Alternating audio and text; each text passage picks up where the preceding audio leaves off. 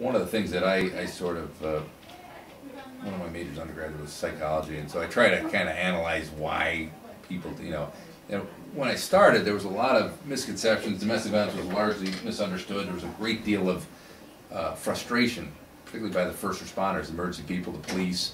Why does she keep going back? Why is she, and you get these idiotic, oh, she must like getting slapped, or something stupid like that. And it's born of frustration. They don't understand it, and they don't want to keep dealing with it. It bothers them to keep going back, and she keeps going back to him, or she wants to drop the charge the next day. And so they just didn't understand it. As we learned about it, and we learned how complicated domestic violence is, we were able to help people understand it.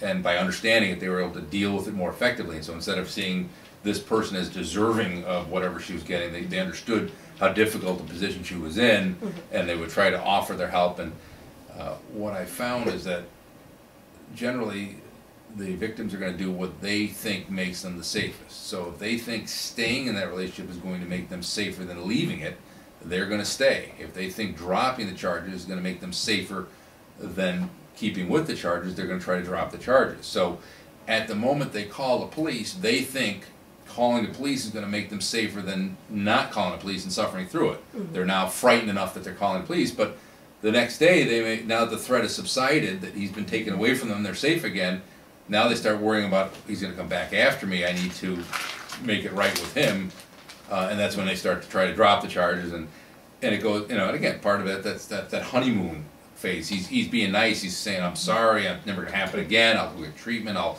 stop seeing the girl, or whatever it is that, that gets him back in her good graces, and so that figures into that safety, that they want to keep on the good side. What I found is that until they really think their life is in danger by staying, they're likely going to stay there because they're going to feel safer staying than leaving, and actually that's at a kind of a subconscious level. I think they're getting that. But what we've seen is domestic violence perpetrators are at their most dangerous when they're losing control. When they realize they've lost control, all bets are off. They could go either way. They can move on to the next victim, or just as likely they could go and say, well, if I can't have her, nobody else can.